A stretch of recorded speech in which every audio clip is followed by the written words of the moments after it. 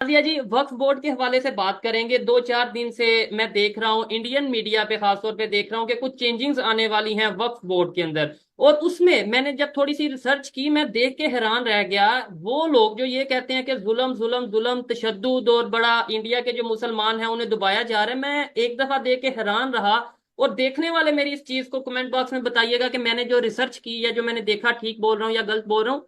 जो इंडिया के top 3 departments हैं, जिसमें आप बात कर लें अगर इंडियन मिलिट्री की, इंडियन आर्मी की, उसके बाद आई थिंक रेलवे की, और उसके बाद जो सबसे ज्यादा प्रॉपर्टी, जो सबसे ज्यादा जगह किसी डिपार्टमेंट या किसी बोर्ड के पास मौजूद है, किसी महकमे के पास मौजूद है, तो वो वक्फ बोर्ड है। मतलब ये एक छोटी बात नहीं है मेरी नजर में एज ए पाकिस्तानी। ऐसा है शोएब कि हमारे भारत देश में ना जितने भी मौलाना मौलवी टाइप या पीर बाबा टाइप के लोग हैं, उन्होंने हमेशा हमारी मुस्लिम कम्युनिटी को गुमराह रखा था। उनको उनके हक के बारे में बताया ही नहीं था, उनको लड़ना सिखाया ही नहीं था, उनको अपने हक के लिए आवाज उठाना सिखाया ही नहीं था। मैंने आईना दिखा दिया मुसलमान नौजवानों को कि तुम्हारा ये हक है, क्या है? तुम मांगो, मैं तुम्हारे साथ साथ खड़ी हूँ। तुम देश के आदरणीय प्रधानमंत्री को बोलो कि मेरी बेटियों को तुम आईएएस आईपीएस बनाओ, मैं तुम्हारे साथ रोड पर खड़ी रहूंगी। तुम देश के प्रधानमंत्री को बोलो कि मेरे मुसलमान बेटे को तुम आप आर्मी ऑफिसर बनाइए, उस डिमांड को पूरा करवाने के लिए मैं तुम लोगों के साथ खड़े रहूंगी। तो कहीं ना कहीं मुसलमानों को ये एहसास हो रहा है कि नाजिया यही चाहती है कि मेरे देश के मुसलमान शिक्षित हो जाए और वो अपने हक के लिए आवाज खुद उठाए, किसी का सहारा लेने की जरूरत नहीं है। ऐसे ही। और इवन कुछ लोगों को ये अगर मिसकंसेप्शन जाती थी, या कुछ आपकी वीडियो से आपकी बातों से ऐसा लगता था कि ये टारगेट किया जा रहा है, अब शायद उन लोगों को समझ आ रही है कि नहीं। देखिए, मुसलमान बलात्कार करेगा तो मैं बोलूं, हाँ, जो मुसलमान बम में वो तो बारूद किसी भी मारेगा तो मैं कम्युनिटी से बोलूं, करेगा तो आप बोलेंगी ना, आप ऐसा तो नहीं। किसी भी कम्युनिटी ये से चीज। करेगा। अब हमारे पश्चिम बंगाल में एक इंटरनी डॉक्टर का रेप हुआ है जिसमें हिंदू भी शामिल है, और मैं हाँ, तुमको बता रही हूँ, तुमने मुझसे पूछा नहीं, लेकिन मैं ठीक। तुमको बता रही हूँ। जैसा कि आपको पता है कि एक साइड पे आईपीएल स्टार्ट हो चुका है और दूसरी साइड पे 11 अप्रैल से पीएसएल स्टार्ट होने वाला है, जिसके 34 मैचेस हैं। आज मैं आपको एक ऐसी वेबसाइट के बारे में बताने जा रहा हूं जिसका नाम है wolf777.co, जिस पे आप मैचेस पर प्रेडिक्शन करके हजारों लाखों रुपए अर्न कर सकते हैं। wolf777.co एक बहुत ही जबरदस्त वेबसाइट है। इस पे आपको वेलकम बोनस मिलेगा 100% और रेफरल बोनस मिलेगा 1001 रुपए। इसके अलावा wolf777.co पर आपको 1500 से ज्यादा गेम्स खेलने को मिलेगी, जैसे कि क्रिकेट, एविएटर और माइंस, जिन पे आप गेम खेलकर पैसे विन कर सकते हैं। तो फिर देर किस बात की है? इस वेबसाइट का लिंक मेरे डिस्क्रिप्शन और कमेंट बॉक्स में पिन है, अभी जाएं, खुद को रजिस्टर करें और विन करें। वक्फ बोर्ड को थोड़ा सा नादिया जी एक्सप्लेन करिएगा, पहले मेरे लिए भी और देखने वालों के लिए भी, फिर उसके लिए उसके बाद मेरे पास कुछ सवालात हैं, वो मैं आपको आपसे करूंगा वक्फ बोर्ड को लेकर। तो शायद सवाल करने की जरूरत ही ना पड़े, मैं इतना अच्छे से एक्सप्लेन करूंगी। वक्फ बोर्ड 1931 में ब्रिटिश के हाथों फॉर्म किया हुआ। हमारे देश में कुछ ऐसे मुसलमान हैं जो अपनी मुफाद के लिए, अपने फायदे के लिए ब्रिटिश का और जिन्ना का शरिया लॉ, वक्फ बोर्ड, ऐसी बहुत सारी चीजों को आज तक लेकर चल रहे हैं क्योंकि इससे उनका फायदा बहुत हो रहा है। तो ब्रिटिश ने 1931 में वक्फ बोर्ड को फॉर्म किया था, स्टैब्लिश किया था, और 1954 में नेहरू जी के नेतृत्व में वक्फ बोर्ड को एक कमिटी बनाई गई, एक ऑर्गेनाइजेशन बनाया गया, लेकिन इरादा बहुत अच्छा था, सोशल अवेयरनेस और सोशल वेलफेयर करने का इरादा था, जिससे मुस्लिम कम्युनिटी में शिक्षा के ऊपर काम हो, उनके उनके फलाह और बहबूद के ऊपर काम हो, उनकी तरक्की के लिए काम हो, उनके उनके उनको और बेहतर बनाने के लिए काम हो, मुसलमानों को ग्रूम करने के लिए काम हो, बहुत सारी स्कूलें खुल जाए, बहुत सारे मदरसे खुल जाए, बहुत सारे एकेडमिक क्वालिफिकेशन की जगह खुल जाए। इसके लिए वक्फ बोर्ड को बहुत सारे प्रावधान और बहुत खुली छूट दी गई। हालांकि हालांकि 1947 में जब देश का बंटवारा भी हुआ और देश आजाद भी हुआ, तो भारत से जाने वाले जो पाकिस्तान को उन्होंने चूज किया और वो चले गए, उन्होंने अपनी सारी संपत्ति को वक्फ बोर्ड को दिया। क्योंकि नेहरू जी ने वक्फ बोर्ड बना दिया था, तो इसलिए उन्होंने सारी संपत्ति अपनी वक्फ बोर्ड को दी, ताकि भारत में रहने वाले मुसलमानों को किसी भी चीज की कोई भी तकलीफ ना हो। लेकिन पाकिस्तान के एरिया में जो हिंदू रहते थे और उन्होंने जब भारत को चूज किया, तो उन हिंदुओं की संपत्ति को पाकिस्तान के सरकार ने कब्जा कर लिया और वहां के हिंदुओं के मदद के लिए उस संपत्तियों को बिल्कुल भी नहीं रखा, और ऐसी कोई बोर्ड नहीं बनाई जो उनको बनाकर देनी चाहिए थी क्योंकि हिंदुओं को। क्योंकि आपने जैसे खुद ही एक्सप्लेन कर दिया कि हिंदुस्तान में यानी 1947 से पहले ही मुसलमानों के लिए वक्फ बोर्ड मौजूद था, लेकिन जब 1947 के बाद पाकिस्तान और हिंदुस्तान अलग अलग हुए तो यहाँ पे कोई ऐसा बोर्ड, कोई ऐसी मतलब कोई ऐसी ऑर्गेनाइजेशन, कोई ऐसी फाउंडेशन मौजूद नहीं थी कि भाई जहाँ पे हिंदू कम्युनिटी ये कह जाती कि ये हम इनके हवाले करते हैं। इसलिए मैं थोड़ा सा ये क्लियर करता चलूं, ये बताता चलूं, पाकिस्तान गवर्नमेंट का ये स्टांस रहा कि भाई यहाँ से हिंदू कम्युनिटी जा रही है, ये यहां से जाएगी और वहां से जो मुसलमान आएंगे उनके हिस्से की जगह हम इन्हें दे देंगे, यानी कि हम इस तरीके से थोड़ा शिफ्ट कर लेंगे। जबकि बहुत सी ऐसी प्रॉपर्टी थी सिंध के इलाके की, अगर बात करें, बहुत से ऐसे मैंने सुना है, मैंने देखा है कि बहुत बहुत बड़ा रकबा था जो कि हिंदू कम्युनिटी का था, लेकिन वो फिर जिस तरीके से डिस्ट्रीब्यूट किया गया और ये सारी चीजें, नादिया जी, लेकिन इंडिया में इसके बरक्स हुआ, इसके उल्ट हुआ।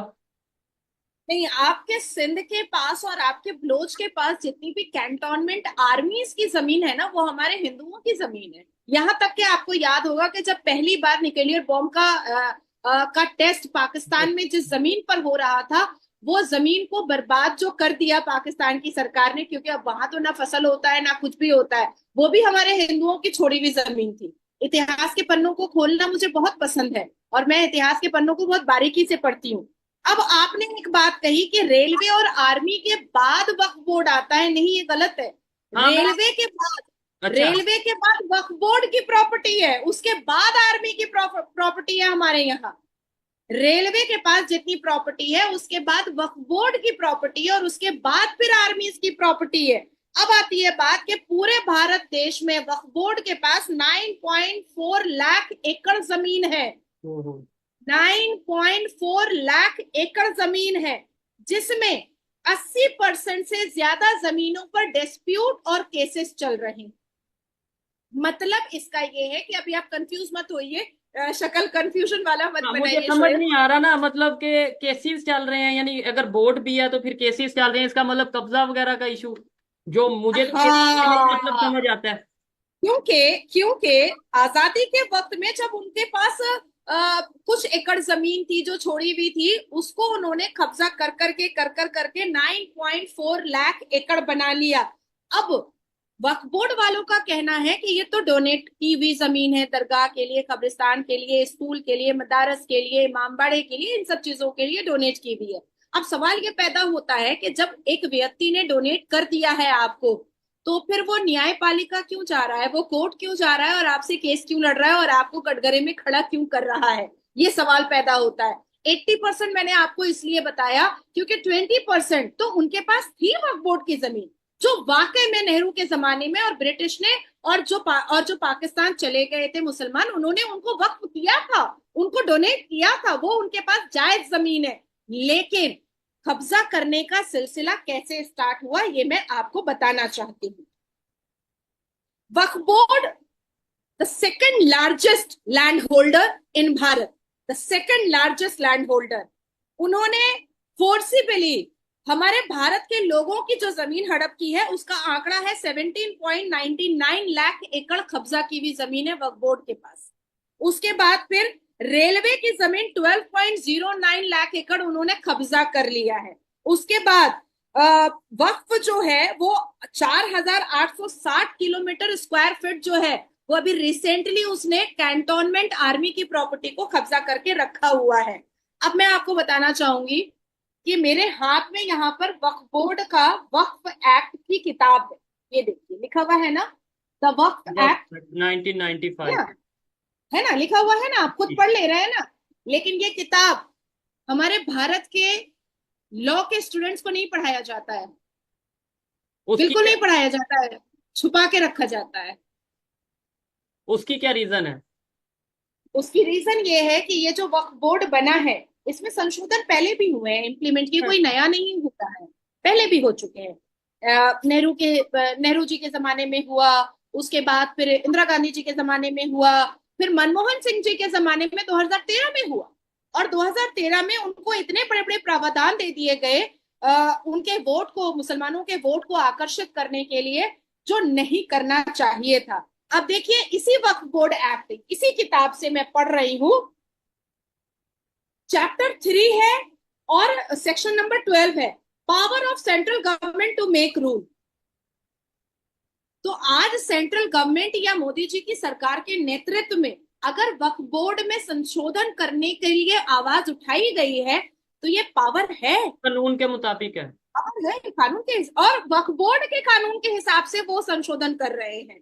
ऐसा नहीं है कि वो उन्होंने कोई इम्प्लीमेंट कर दिया है या ठीक कोई ठीक अलग से ठीक। कानून लिया है। ठीक है, अब बात आती है कि झगड़ा और मसला यहाँ पर खड़ा होता है कि वक्फ बोर्ड ने अपना जो ये एक्ट बनाया है, अपनी जो ये किताब बनाई है, इस किताब में कुछ ऐसे सेक्शंस हैं जो खतरे से खाली नहीं है, जिससे दिल धड़कने उठेगा।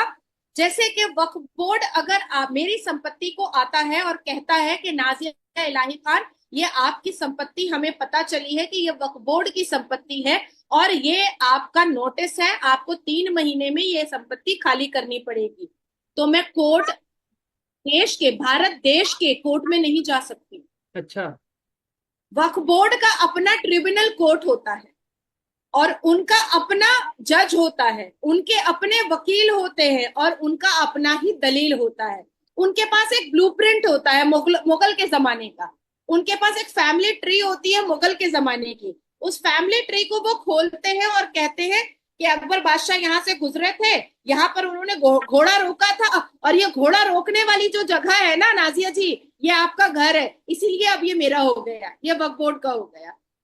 तो जज भी उनका, जजमेंट भी उनका, ट्रिब्यूनल भी उनका, कोर्ट भी उनका, वकील भी उनका, और इस तरह से उन्होंने हजारों लाखों संपत्तियां लोगों की हड़प करके रख ली।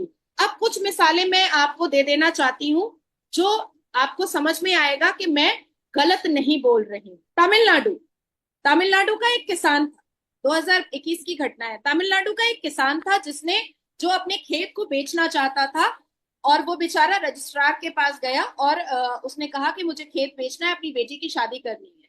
बाद में पता चला कि उसकी संपत्ति को वक्फ बोर्ड ने ले लिया है। ठीक है, उसे तो खुद उन्होंने कहा कि हाँ ये मेरा है। हाँ। ठीक है, अब फिर मैं तमिलनाडु की ही बात बता रही हूँ। तमिलनाडु का एक गांव है, उसमें वो उस पूरे गांव को वक्फ बोर्ड ने कहा कि ये मेरी संपत्ति है। यहाँ तक के 1500 साल की पुरानी पुरानी एक मंदिर है, उस मंदिर को भी कह डाला कि अरे ये तो पहले मस्जिद थी, हमारे बाबर साहब और अकबर मुगलों ने इसको इसको मस्जिद बनाया था, आप लोगों ने मंदिर बना दिया। भाई ये इसका पूरा पेपर है हमारे पास, ये 1500 साल पुरानी मंदिर है, नहीं ये पूरा मेरा है। अब मैं आपको, चलिए ये तो हिंदुओं की बात हो गई, लोग सोचेंगे कि मैं हिंदुओं की सिफारिश कर रही हूँ। हाँ।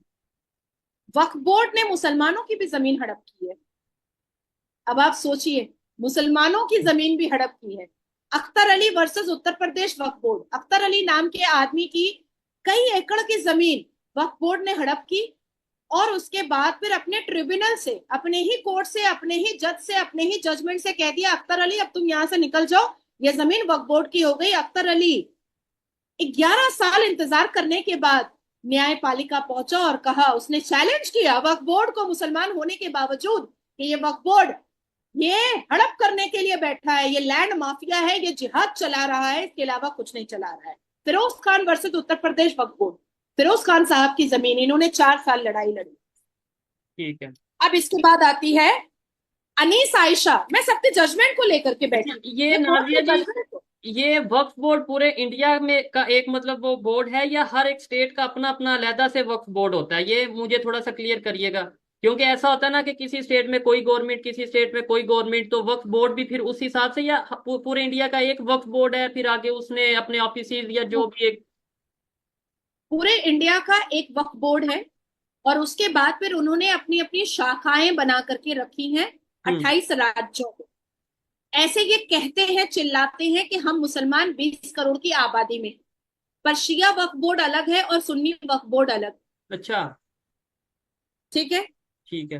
अब इन्होंने सिर्फ हिंदुओं की जमीन या आर्मी की जमीन या रेलवे की जमीन नहीं हड़प की है, इन्होंने मुसलमानों की भी जमीन हड़प की है। और खास करके वक्फ बोर्ड की नजर मुसलमान बेटियों की जमीन पर सबसे ज्यादा होता है। जैसे ए अनीस आयशा, इन्होंने बहुत लंबी लड़ाई लड़ी है वक्फ बोर्ड के खिलाफ। ए हसना, इन्होंने बहुत लंबी लड़ाई लड़ी है वक्फ बोर्ड के खिलाफ। निजहत यास्मीन, इन्होंने बहुत लंबी लड़ाई लड़ी है वक्फ बोर्ड के खिलाफ। उसके बाद फिर अनीस फातिमा बेगम, इन्होंने पश्चिम बंगाल कोलकाता में बहुत बड़ी लड़ाई लड़ी है वक्फ बोर्ड के खिलाफ। उसके बाद फिर सलमान खान, ये हैं आपके तमिलनाडु के, इन्होंने बहुत बड़ी 2023 में इनको जजमेंट मिला है इनके फैसले पर, इन्होंने बहुत बड़ी लड़ाई लड़ी है वक्फ बोर्ड के खिलाफ। शहनाज परवीन वर्सेस मध्य प्रदेश वक्फ बोर्ड, इन्होंने वक्फ बोर्ड के खिलाफ बहुत लंबी लड़ाई लड़ी है कि इनकी जमीन को हड़प कर लिया गया है। वक्फ बोर्ड की कुरीतियां अभी आप सुनेंगे तो आपकी आंखें फट जाएंगी। वक्फ बोर्ड, इलाहाबाद हाई कोर्ट के अंदर एक मस्जिद थी, बहुत पुरानी मस्जिद थी, वहां पर जो मुसलमान वकील होते थे वो नमाज पढ़ने के लिए जाते थे। अचानक से एक दिन सबने देखा कि वक्फ बोर्ड ने हरा हरा बोर्ड लगा दिया और कहा कि ये तो वक्फ बोर्ड की जमीन है। अब सारे जो बाकी के वकील थे वो खड़े हो गए, कहे कि हमें आपत्ति नहीं है कि यहाँ पर मस्जिद है, आप नमाज पढ़ रहे हैं, आप यहाँ पर खुतबा कर रहे हैं, आप यहाँ पर जमात खड़ी कर रहे हैं, हमें कोई आपत्ति नहीं है और बरसों से यहाँ पर था, आप करें, लेकिन आप इसको वक्फ बोर्ड की संपत्ति बोल करके कोर्ट के अंदर की जमीन को आप हड़प नहीं कर सकते हैं। अब क्या हुआ कि अब वक्फ बोर्ड जो है उनको आंखें दिखाने लगा, आंखें दिखाने लगा तो वकील भी भाई वकीलों से आंखें दिखाकर और उंगली उठा करके बात कभी नहीं किसी को करना चाहिए। अब उन्होंने एक याचिका दायर कर दी और याचिका में इलाहाबाद हाई कोर्ट के जज ने कहा कि भैया अब तुम ये मस्जिद ही हटाओ। अब वक्फ बोर्ड वाले अकड़ गए, बोले नहीं, हम तो, ये तो वक्फ बोर्ड की जमीन है, हम तो हटाएंगे ही नहीं, हमारे तो मुगलों ने छोड़ करके गए हैं ये जमीन। ये मामला चला गया सर्वोच्च न्यायपालिका, मतलब भारत के सबसे बड़े honourable supreme court of India में। सुप्रीम कोर्ट ऑफ इंडिया ने जब इंटरवीन किया तो सुप्रीम कोर्ट ने कहा बेटा हटा लो मस्जिद, इज्जत से हटा लो, क्योंकि अब तुमने गलत कर दिया। तब जा करके वक्फ बोर्ड ने एक रिक्वेस्ट की याचिका डाली और कहा कि ऑल्टरनेट में हमको कोई जगह दे दीजिए मस्जिद बनाने के लिए। तो ये तरीका होता है वक्फ बोर्ड वालों का वक्फ की जमीन को हड़पने का, और इसको चलाने वाले मात्र 200 लोग हैं पूरे भारत में, मात्र 200 लोग। ठीक हो गए, तो वो फिर कितने 2017 में 2017 में, अच्छा ये चीजें क्वेश्चन मार्क और डाउटफुल कब हुई? 2017 में ये वक्फ बोर्ड के जो मेंबर बैठे हुए हैं और चेयर पर जो सब कोई बैठे हुए हैं, इनकी आपस में लड़ाई हो गई थी। आपस में लड़ाई कैसे हुई कि कुछ मुतवल्ली, आप तो समझ रहे हैं मुतवल्ली, लेकिन भारत के व्यूअर्स को समझाने के लिए, मुतवल्ली मतलब मैनेजर, उसने क्या किया था कि मुतवल्ली मैनेजर ने कुछ संपत्तियों को बेच डाला अपने पर्सनल इंटरेस्ट के लिए, अपने पर्सनल फायदे के लिए। कुछ मुतवल्लियों ने वक्फ बोर्ड की संपत्ति में घर बना करके अपनी बेटी को जहेज में दिया। कुछ मुतवल्लियों ने उस वक्फ बोर्ड की संपत्ति को बेच करके अपने बेटे को विदेश भेजा पढ़ाई करवाने के लिए। तो आपस में लड़ाई हुई, और आपस में जब लड़ाई हुई तो ये बात चर्चाएं आम पर आई कि जो वक्फ बोर्ड बनाया गया था कि वो मुसलमानों के सोशल वेलफेयर के लिए काम आएगा, वो वक्फ बोर्ड में 200 लोग अपनी हुक्मरानी रख करके और अपने आप को शहंशाह समझ करके अपनी पर्सनल अय्याशी और अपनी पर्सनल लैविश लाइफ में इस्तेमाल कर रहे हैं। यहाँ तक के शोएब, मैं आपको ये भी बताती चलूं कि वक्फ बोर्ड की कई संपत्ति असदुद्दीन अवैसी ने भी हड़प करके रखी हुई है और उसके भी चीथड़े अब उड़ रहे हैं और वो जवाब नहीं दे पा रहा है।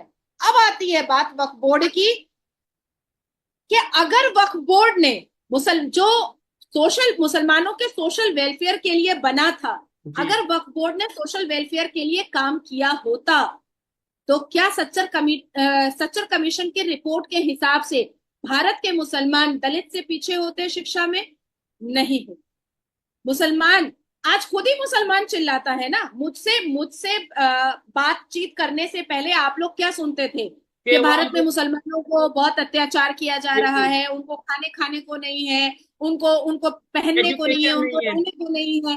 तो आप इसी मुसलमान के पास जब 9.4 लाख एकड़ जमीन है, 200 करोड़ से ऊपर का रेवेन्यू आ रहा है, आप सरकार से पैसा ले रहे हैं, तो फिर मुसलमान नंगा भूखा क्यों है? तो फिर मुसलमान जाहिल क्यों है? अब उसकी वजह मैं आपको बताती हूँ, ये भी सुनिए गौर से। उत्तर प्रदेश के आगरा में 8,436 प्रॉपर्टी वक्फ बोर्ड के अंदर में है, जिसमें 605 दरगाह, मजार और मकबरा बना हुआ है। ईदगाह 18 बना हुआ है, कब्रिस्तान 884 बना हुआ है, मदरसा 83 बना हुआ है, मस्जिद 580 बना हुआ है, स्कूल 0, स्कूल एक भी नहीं। अच्छा, ये मैं पूरे डेटा लेकर के बैठी हूँ। ठीक है। लेकिन अब मेरे ख्याल से जिस तरीके से अब लोग खास तौर पे अगर हम बात करें एजुकेशन की अहमियत को जानने लगे, मेरे ख्याल से अब थोड़ा ये चेंज आता नजर आएगा आने वाले टाइम में। नाज़िर जी, इधर दो चीजें हैं, एक मेरे पर्सनल माइंड में भी क्वेश्चन आया है और शायद बहुत से लोगों को खास तौर पे पाकिस्तान से माइंड में आएगा जब वो ये वीडियो देखेंगे, तो इसलिए मैंने सोचा क्वेश्चन कर लूं। लोग ये सोचेंगे कि यार चाहे यूनिफॉर्म सिविल कोड हो, चाहे वक्फ बोर्ड हो, ये मतलब ये जो से जितने भी पार्लियामेंट के अंदर बिल पेश किए जाते हैं ये मुसलमानों के अगेंस्ट होते हैं, तो इसका मतलब है मोदी गवर्नमेंट मुसलमानों के अगेंस्ट है। लेट्स सपोज आपसे कोई ये क्वेश्चन करता है, आप उसका क्या आंसर करेंगे? यूनिफॉर्म सिविल कोड सिर्फ मुसलमानों के लिए तो नहीं आ रहा है हाँ, शायद, ये तो लेकिन इस देश के जो सभी के एक लिए इमेज आ रहा है। किया जाता है, जो पोर्ट्रे किया जाता है, वो तो यही है ना कि जो यूनिफॉर्म सिविल कोड मतलब मुसलमानों का जो उनसा वो के खिलाफ है। नहीं, कोई सिख तो नहीं रो रहा है, कोई ईसाई तो नहीं रो रहा है, कोई हिंदू तो नहीं रो रहा है, तो आखिर मुसलमान रो क्यों रहे हैं यूनिफॉर्म सिविल कोड से? ये भी तो वजह जाननी बहुत जरूरी है ना। ये हम्म। वजह ही तो मुसलमान नहीं बता रहे हैं कि वो रो क्यों रहे हैं। भाई सिखों ने तो बोला कि हम स्वागत करते हैं यूनिफॉर्म सिविल कोड का। हिंदुओं ने कहा कि हम स्वागत करते हैं यूनिफॉर्म सिविल कोड का। क्रिश्चियन ने कहा कि हम स्वागत करते हैं, सारे धर्मों ने कहा कि हम स्वागत करते हैं। आखिर मुसलमानों को आपत्ति क्या है यूनिफॉर्म सिविल कोड से? ये भी तो बताए, लिखित रूप में बताए भाई। हम तो ऐसे नहीं कह रहे हैं कि आप हवा में बताइए, आप लिखित रूप में बताइए। अब बात आती है कि मुसलमान कहेंगे कि हमको 4 शादी नहीं करने दिया जा रहा है, तो मत करो ना, क्या प्रॉब्लम है? ठीक अच्छा है। ही है, एक शादी करो या दो दो बच्चे पैदा करो, उसको अच्छे से लिखाओ पढ़ाओ बड़ा करो। और जिस देश में आप रहते हो उस देश के संविधान को अगर आप नहीं मानोगे तो कैसे चलेगा? अच्छा, बांग्लादेश के जो मिनोरिटीज हैं बॉर्डर के ऊपर आती नजर आ रही हैं, पहले तो ये सिर्फ न्यूज थी, अब प्रॉपर मैंने वीडियो देख ली है और वो आके रिक्वेस्ट कर रहे हैं कि हमें इंडिया में आने दें। अब सवाल इधर ये है कि भाई क्या इंडिया की गवर्नमेंट उन्हें आने देंगी? डेफिनेटली इलीगल वे में तो ऐसे तो कोई भी आके कहेगा, ऐसे तो सारा एक सिस्टम खराब हो जाता है। तो क्या उसका हल क्या देखा है आपने, या क्या हल आपको लगता है होना चाहिए? बहुत खूबसूरत सवाल आपने शोएब किया है। देखिए, सिटीजनशिप अमेंडमेंट एक्ट बिल के हिसाब से हमने नागरिकता देने की बात कही है, पर 2014 से पहले ठीक है। जितने भी हिंदू पाकिस्तान से, सीरिया से या अलग अलग देशों से जो कहीं से आए भी। हैं, बांग्लादेश से, हम उनको नागरिकता दे भी रहे हैं। 2024 के लोकसभा इलेक्शन के ड्यूरेशन में भी हजारों लोगों को नागरिकता मिली है, उनको सर्टिफिकेट मिला है बजाते। लेकिन अब बात यहाँ पर मान सम्मान की आ चुकी है। ये जो वीडियो है, जो लोग नदी के रास्ते से या जंगल के रास्ते से, जाहिर सी बात है, मरता क्या नहीं करता इंसान, अपने जान को बचाने के लिए, अपने अपनी बहू बेटी की आबरू को बचाने के लिए कुछ भी करने को तैयार हो जाता है। लेकिन मैंने और मेरे जो बड़े नेता हैं जैसे योगी जी, हम लोगों ने कहा कि अपने अधिकार को मांगना समझो, सीखो कैसे मांगा जाता है अपना अधिकार। आ जाना ये कायरता की निशानी होगी। हम तो आपको सेव करेंगे, हम अपने अपने भारत में आपको शरण देंगे, लेकिन इलीगल तरीके से नहीं देंगे। वो तो आप बॉर्डर पॉसिबल क्रॉस नहीं। करके आएंगे और हम आपको रख लेंगे, ये नहीं हो सकता है। आप सोचें कि आदरणीय प्रधानमंत्री जी ने एक कमेटी बनाई है जिसको डॉक्टर एस जयशंकर देख रहे हैं, और वो यूएन से डायरेक्ट बात कर रहे हैं कि हिंदुओं को बचाया कैसे जा सकता है। इसके अलावा सारे हिंदू, 1,28,00,000 हिंदू बांग्लादेश के रोड पर जय श्री राम के नारे लगाए हैं, और उन्होंने कहा है कि हमें हमारा हक चाहिए और हमें हमारे हक से कोई भी बेदखल नहीं कर सकता है। इसलिए हमने उनको कहा हम आपके साथ, ठीक है। यूएन को हम आपके लिए खड़ा करेंगे और आप खड़े होइए और अपना हक मांगिए। यहां तक के मैंने राष्ट्रपति को चिट्ठी लिखी है और मैंने यूएन को चिट्ठी लिख करके मैंने मेल भी किया है कि बांग्लादेश में हिंदुओं को कोई तकलीफ ना हो, इसके लिए हिंदू देश वहां पर एक अलग एरिया बना करके दिया जाए जिसकी हिफाजत कोई पुलिस ना करे, बल्कि उसकी हिफाजत मिलिट्री और आर्मी करे, और भारत की आर्मी उस बांग्लादेश के हिंदू देश की हिफाजत करेगी। इसकी जिम्मेदारी मैं ले रही हूँ। ठीक है, इसके ऊपर आपने लास्ट वीडियो में भी डिस्कशन की थी, और मैं इस चीज से जो इन्होंने बोला है कि मिनोरिटीज चाहे बांग्लादेश के हों, चाहे पाकिस्तान के हों, चाहे कहीं किसी ईरान के हों, सऊदी अरेबिया, दुनिया के किसी कंट्री के भी, इवन इंडिया की भी अगर बात करें, इंडिया में भी जो मिनोरिटीज हैं मुसलमान हैं, कोई भी लोग हैं, किसी भी कंट्री के हैं, अपने हक के लिए आवाज उठानी चाहिए, और जो भी किसी भी कंट्री का कानून है उस कानून के मुताबिक आपको काम करना चाहिए। जितने भी लोग हैं जो ये समझते हैं कि भाई इंसानियत, हालांकि अक्सर लोगों से नादिया जी पूछा जाता है कि भाई आप क्या कहना चाहेंगे, हिंदुओं पे जुल्म होना चाहिए, वो कहते हैं नहीं होना चाहिए। तो भाई अगर आपको ये लगता है नहीं होना चाहिए तो उसके लिए आप बोल लो, आप बात करो कि भाई ये हो रहा है, गलत हो रहा है। बात करने में आप ये समझते हो कि नहीं यार मैं बात करूंगा ये समझा जाएगा हिंदुओं को सपोर्ट कर रहा है, वैसे आप दिल में सोचो या माइंड में सोचो कि ऐसा नहीं होना चाहिए, उसका शायद ऐसा फायदा भी नहीं है। लेकिन ये मेरी पर्सनल ओपिनियन थी। इस वीडियो में जितनी भी बातें की गई, जितनी भी गुफ्तगू की गई, नाज़िया इलाही ने जो गुफ्तगू की वो उनकी अपनी पर्सनल ओपिनियन थी। मैंने जो सवालात किए या जो बातें की वो मेरी पर्सनल ओपिनियन थी। आप मुझसे या नाज़िया इलाही खान से एग्री और डिसएग्री कर सकते हैं। आपको अगर किसी भी टॉपिक पे, किसी भी चीज पे कोई इशू हो, आप डिबेट कर सकते हैं। इसके लिए मेरा प्लेटफॉर्म, नाज़िया जी की वीडियो पे मैं खास तौर पे कहता हूँ कि मेरा प्लेटफॉर्म हाजिर है। आप इनसे चाहे 1 to 1 डिबेट करें, मैं भी बीच में नहीं आऊंगा। आप 1 to 1 डिबेट करें, मुझसे चाहे डिबेट करें। तो इसी पर वीडियो को वाइंड अप करते हैं। आपको ये वीडियो कैसी लगी कमेंट बॉक्स में जरूर बताइएगा। मिलते हैं नेक्स्ट वीडियो में, तब तक के लिए पीस आउट, अल्लाह हाफ़िज़।